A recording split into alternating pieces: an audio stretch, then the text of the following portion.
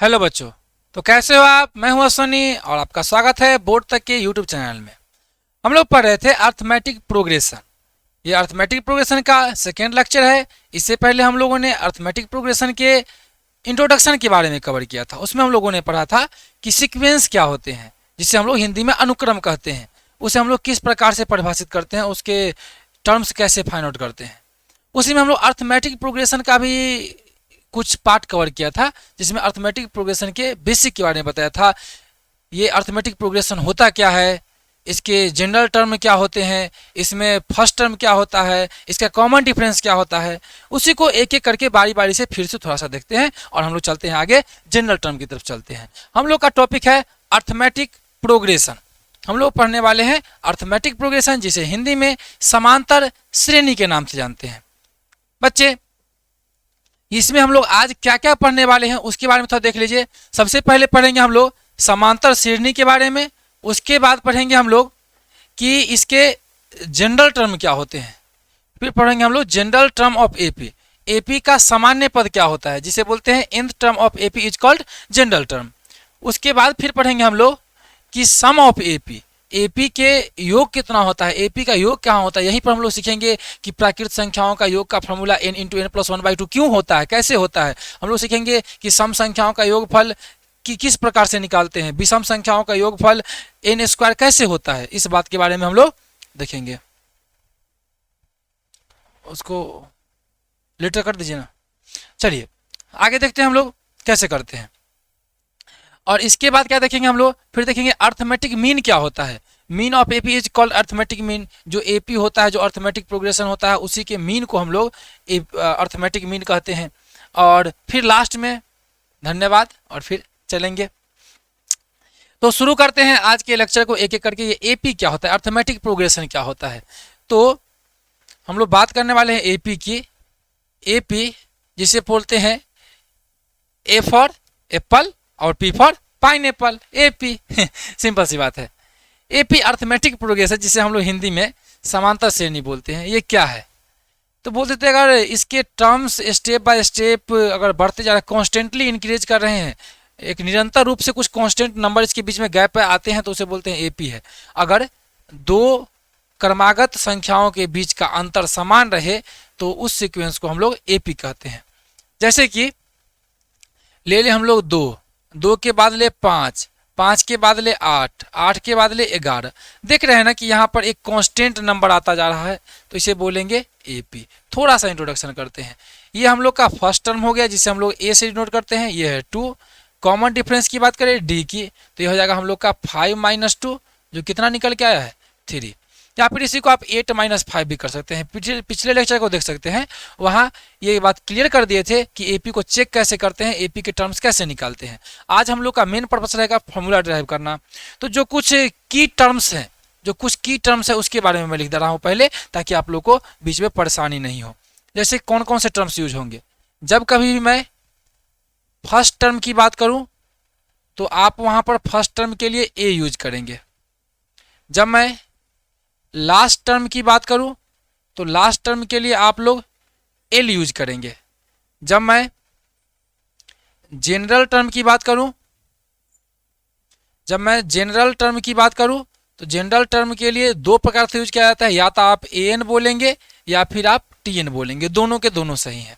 अगर मैं सम of N terms की बात करूं तो आप सम ऑफ एन टर्म्स के लिए एस एन का यूज करेंगे। अगर मैं यहीं पे कॉमन डिफरेंस की बात करूं तो आप कॉमन डिफरेंस के लिए स्मॉल डी का यूज करेंगे। ये कुछ की वर्ड्स हैं जिसका मैं बार बार उपयोग करूंगा, आप इसको पहले क्लियर कर ले। फर्स्ट टर्म को ए से डिनोट करते हैं, लास्ट टर्म को एल से डिनोट करते हैं, जनरल टर्म को ए एन या टी एन से डिनोट करते हैं, और सम ऑफ एन टर्म्स यानी एन पदों के योग को एस एन से डिनोट करते हैं। और कॉमन डिफरेंस, जिसे हम लोग सर्वांतर बोलते हैं, उसे डी से सूचित किया जाता है। अब बात करते हैं आगे कि हम लोग जनरल टर्म कैसे निकालते हैं, जो हम लोग का मेन टॉपिक है। फॉर्मूला के प्रूफ की तरफ चलते हैं। जनरल टर्म, वो आप एपी के पैटर्न को ध्यान से समझिएगा। हम लोग के पास जब एपी फॉर्म करते हैं ये सपोज कीजिए AP फॉर्म कर रहे हैं, इसका फर्स्ट टर्म कितना है, सिंपल बोलते हैं A है। इसका सेकेंड टर्म क्या होता है, तो बोलते हैं A में जो कॉमन डिफरेंस है वो ऐड कर दीजिए। वो एग्जाम्पल समझते हैं ना, जैसे हम लोग के पास 2 है, 2 के बाद अगर कॉमन डिफरेंस यहाँ पर 4 लेते हैं तो 2 के बाद कितना हो जाएगा, 4 जोड़ने पर 6। फिर क्या करेंगे, फिर 4 जोड़ेंगे तो कितना हो जाएगा, 10। फिर 4 जोड़ेंगे तो कितना हो जाएगा, 14 हो जाएगा। फिर 4 जोड़ेंगे तो कितना हो जाएगा, 18 हो जाएगा। यानी क्या कर रहे हैं हम लोग, हर एक बार एक 4 बढ़ा दे रहे हैं, तो एक बार और 4 ऐड कर दे रहे हैं। इसका मतलब है कि यहाँ पर A है तो इसमें कॉमन डिफरेंस ऐड करेंगे तो A प्लस डी बन जाएगा। अगली बार में एक बार और कॉमन डिफरेंस ऐड करेंगे, तो वो आप ही बताइए ना, अगर A प्लस डी है, इसमें एक बार और D ऐड कर दिया जाए तो क्या बन जाएगा, तो बोलेंगे A प्लस 2D बन जाएगा। बनेगा कि नहीं बनेगा, तो ये बन गया हम लोग का A प्लस 2D। अगर एक बार और ऐड करेंगे तो क्या बनेगा, A प्लस 3D। और ऐसे ही हम लोग आगे बढ़ाते चले जाएंगे। अगर अगला टर्म लिखूं तो क्या बोलेंगे, तो बोलेंगे A प्लस 4D, और ऐसे चलता जाएगा चलता जाएगा। अब आप एक बात ध्यान दे रहे होंगे कि जब हम लोग के पास टर्म 1 था तो A था, टर्म 2 था तो A प्लस डी था, टर्म 3 है तो A प्लस 2D है। अगर टर्म हम लोग के पास 4 था तो A प्लस 3D था। अगर टर्म 5 है तो आप बोले A प्लस 4D। अगर मैं आपसे पूछूं कि बताइए कि 15वां टर्म क्या होगा, 15th टर्म क्या होगा, तो आप तुरंत बोलेंगे A plus 14D, A plus 14D। और मैं एक जनरलाइज फॉर्म में बोलूँ कि बुआ बताइए इसका nth टर्म क्या होगा, तो आप बोलेंगे इसका nth टर्म क्या होगा। ध्यान समझिए, अगर इसके nth टर्म की बात करूँ, अगर डैश बढ़ते गए nth टर्म, तो बोल सकते हैं क्या, A प्लस n माइनस 1 अगुने में D। मतलब जैमा टर्म है इसको हम लोग an से भी डिनोट करते हैं और या फिर tn से भी डिनोट करते हैं। जैमा टर्म है उससे एक कम D लेते हैं। 5वां टर्म है तो 4D, 6ठा टर्म है तो 5D, 11वां टर्म रहेगा तो 10D लेते हैं। सिंपल सा फंडा है। तो इसी को हम लोग जनरल टर्म के नाम से आते हैं। इसका फॉर्मूला होता है an या tn से डिनोट करते हैं। तो हम लोग के पास फॉर्मूला क्या बन गया सुंदर सा, इसी को an बोलेंगे या फिर tn बोलेंगे। ये फॉर्मूला बन गया A plus n minus 1 अगुने D। बोलेंगे यहाँ पर an या tn क्या है, तो ये जनरल टर्म है, जबकि A क्या है तो फर्स्ट टर्म है, और A है फर्स्ट टर्म, और n है जो जिस टर्म की 10वां टर्म है तो 10वां टर्म, 15वां टर्म है तो 15, और D जो उसका वो कॉमन डिफरेंस होगा। एक दो थोड़े बहुत एक क्वेश्चन प्रैक्टिस कर लेते हैं, एक सा क्वेश्चन। इसको प्रूफ भी ऐसे ही किया जाता है, सिंपल सा फंडा है। आप देखेंगे क्वेश्चन, सपोज कीजिए आपको दिया गया A इज इक्वल टू 5 और D इज इक्वल टू 7, और आपसे पूछा गया कि बुआ बताइए 10वां टर्म क्या होगा। तो आप सिंपल से क्या करेंगे, बोलेंगे T10 इज इक्वल टू, तो यहाँ पर n का वैल्यू कितना हो जाएगा, 10 होगा ना। तो आप बोलेंगे A plus n minus 1 into D formula होता है। A का वैल्यू पुट कर देंगे आप, कितना A का वैल्यू दे रखा है 5, n माइनस 1 मतलब 10 माइनस 1, और D का मान कितना है 7 है। बताइए 5 का 5 ये 9 अगुने 7, जानते हैं ना बोर्ड से पहले मल्टीप्लाई होता है, 9 सते 63, 9 7 जा 63, 63 और 63 प्लस 5 कितना हो जाएगा 68। ये हो जाएगा हम लोग का आंसर। सिंपल सा फंडा है। तो आप इस पर बहुत सारे क्वेश्चंस और बनते हैं, प्रैक्टिस करेंगे फिर बता देंगे आपको। अब जस्ट चलते हैं हम लोग कि इन टर्म्स ऑफ एपी कैसे फाइंड आउट करें। अगर एपी का सम निकालना हो फिर कैसे निकालेंगे, थोड़ा कॉन्शियस होकर के दिमाग से समझिएगा, एकदम आसान सा है।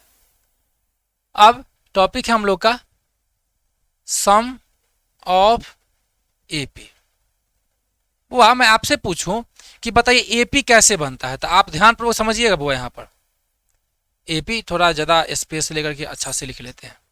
एपी, तो एपी है हम लोग का ए, अगला बार में चूंकि सम करना है ना, हम लोग को जोड़ना है पूरे एपी को, तो पहला बार में ए लिए, अगला बार में ए प्लस डी सेकेंड टर्म, फिर क्या होगा तो बोलेंगे ए प्लस 2d हो जाएगा, ए प्लस 2d, फिर क्या होगा तो ए प्लस 3d, और क्या ऐसे ही बढ़ता जाएगा, बढ़ते बढ़ते लास्ट में कोई ना कोई तो टर्म आएगा, जिसे बोलेंगे लास्ट टर्म को हम लोग क्या बोले थे बोलने के लिए एल बोले थे। लास्ट टर्म को हम लोग nth टर्म भी बोलते हैं, अंतिम पद।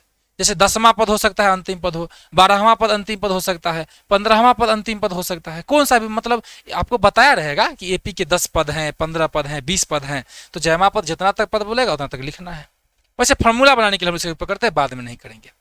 वो आपसे मैं एक क्वेश्चन पूछना चाहता हूँ कि आप बताइए, अगर 2, 5, 8, 11 ये एपी के पद ही हैं या फिर कोई नंबर है, अगर मैं इसको अगर ऐड करूं तो रिजल्ट, और मैं अगर 11, 8, 5 और 2 को ऐड करूं तो इसका रिजल्ट क्या दोनों अलग अलग होगा या सेम होगा? अगर मैं इसको सीधे फॉर्मेट में लिख के जोड़ूं फिर, और इसको रिवर्स फॉर्मेट में लिख के जोड़ूं फिर, क्या दोनों का सम अलग अलग होगा या सेम होगा? आप बिल्कुल बोलेंगे सेम होगा सर। तो मैं भी तो इसी फंडा का उपयोग कर रहा हूं, जैसे कि यहाँ पर इसका ऐड हो जाएगा 26, तो यहाँ पर भी 26 ही हो रहा ना है? तो यहाँ पर भी मैं उसी फंडा का बात कर रहा हूं। अब एक बात और गौर से देखिए कि अगर एपी को हम लोग सीधा ले रहे हैं तो क्या करना पड़ रहा है? +3 करना पड़ रहा है।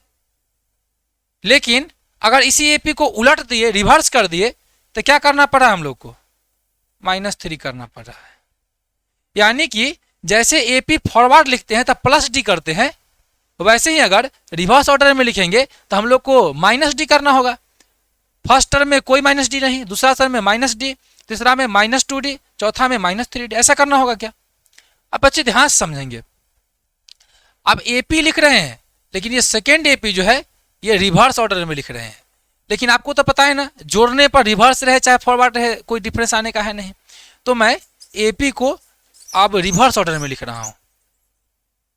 देखेंगे तो एल से शुरू करेंगे क्या? एल। अगली बार में क्या हो जाएगा? तो बोलेंगे सर एल -d होगा, क्योंकि यहां पर तो डी घटता जाएगा, बार बार एक एक करके डी घटेगा। अब फिर क्या होगा? तो ए -2d हो जाएगा। फिर क्या होगा सर? अरे एल नहीं, एल नहीं, फिर एल -2d हो जाएगा, फिर एल -3d हो जाएगा। ऐसा बढ़ता जाएगा क्या? सब हुआ। आप पीछे देखे थे कि लास्ट वाला जो था वो फर्स्ट में चला आया था, अब फर्स्ट वाला लास्ट में चला गया था।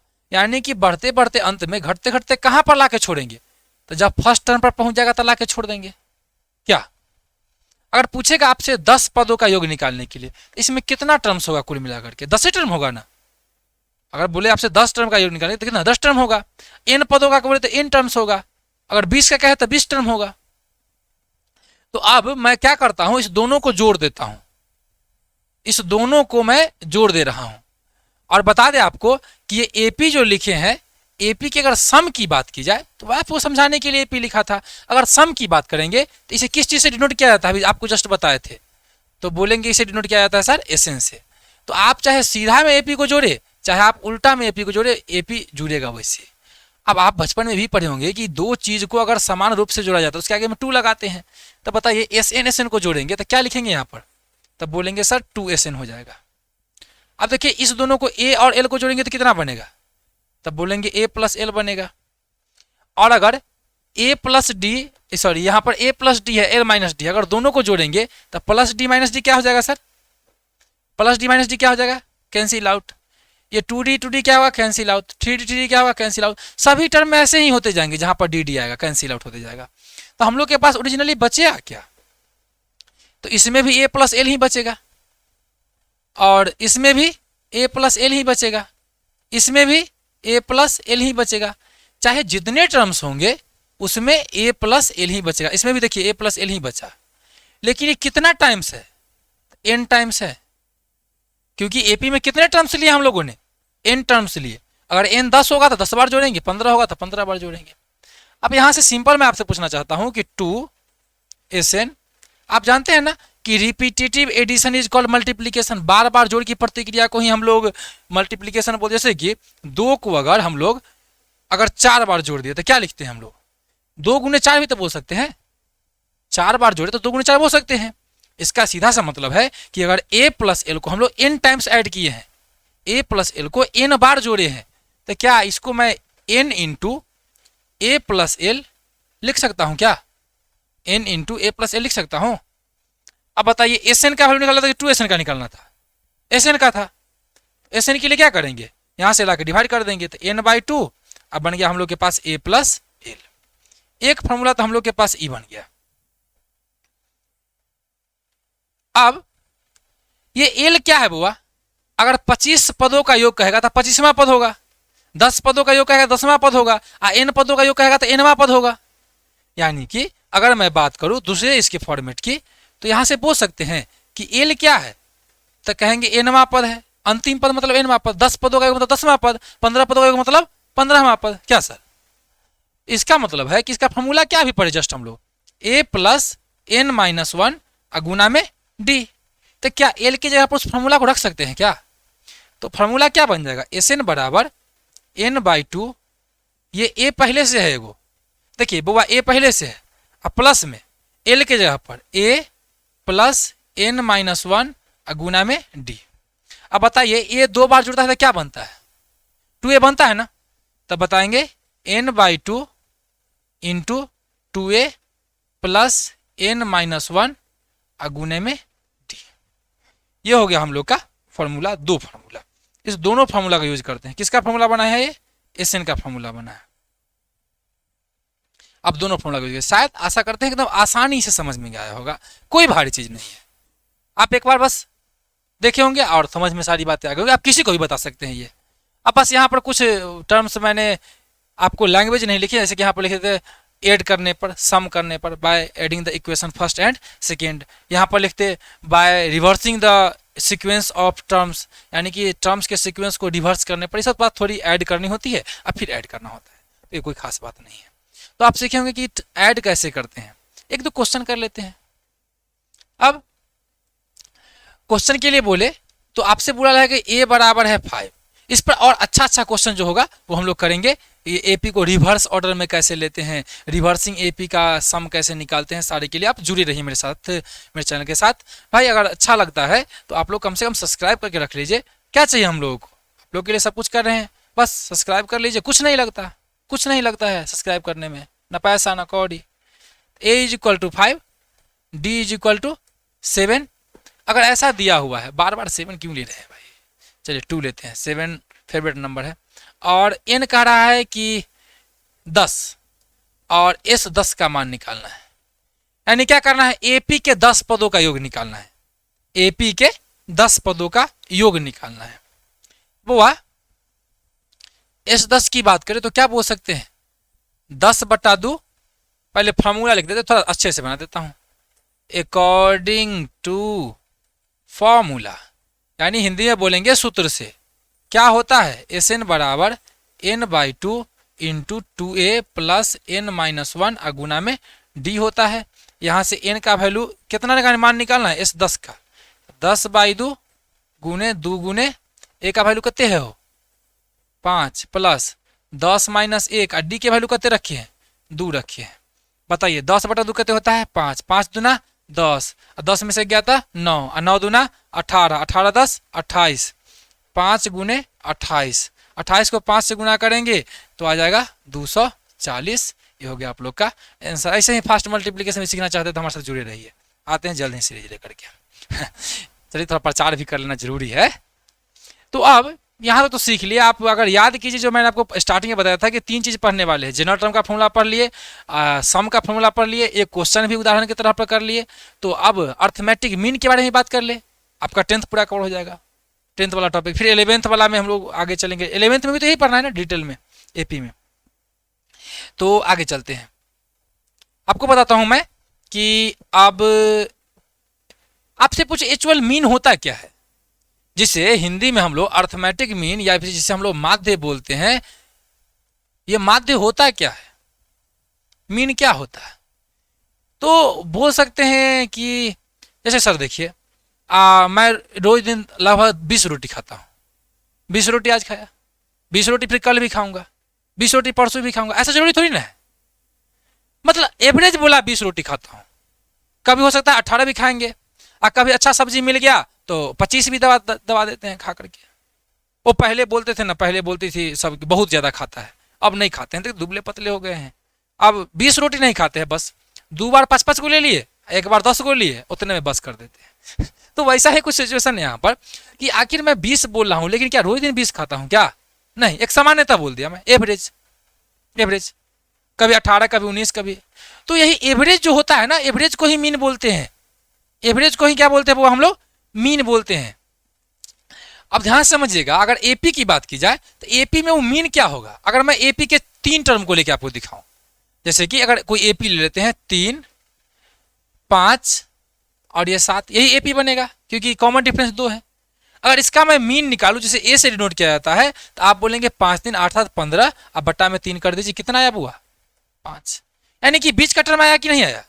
देखिए अगर मैं एक और एपी लेता हूं 2, 4, 6 और 8, इसका कितना होगा, तो बोलेंगे अर्थमेटिक मीन निकालेंगे। ए बराबर 4 2 6, 6 6 12, 12 8 20, 20/4, कितना आया, 5। अच्छा, इस 5 को एक और निकालने का तरीका हो सकता है क्या। मैं अगर बोलूं कि इसके फर्स्ट टर्म को और लास्ट टर्म को जोड़ दीजिए, तो बोलिएगा 2 + 8 अब बटा में 10/2 कितना होता है, तो बोलेंगे यहां से भी 5 निकल गया। इसमें भी बोलता हूं मैं कि फर्स्ट टर्म 3 और लास्ट टर्म 7, दोनों को जोड़ के 2 से भाग कर दीजिए, 10/2 कितना हो जाएगा, 5 हो जाएगा। यानी कि जब आपको अर्थमेटिक मीन निकालना होगा तो ज्यादा माथापच्ची करने की आवश्यकता नहीं है, सीधा फॉर्मूला लिखिए, पहला पद अंतिम पद अब बटा में 2। ऐसा क्यों, क्योंकि इसके कॉमन डिफरेंसेस समान होते हैं, इक्वल होते हैं। तो सीधा आज से अर्थमेटिक मीन का एक ही फॉर्मूला चलेगा, arithmetic mean is equal to first term plus में लास्ट टर्म अब बाई में 2।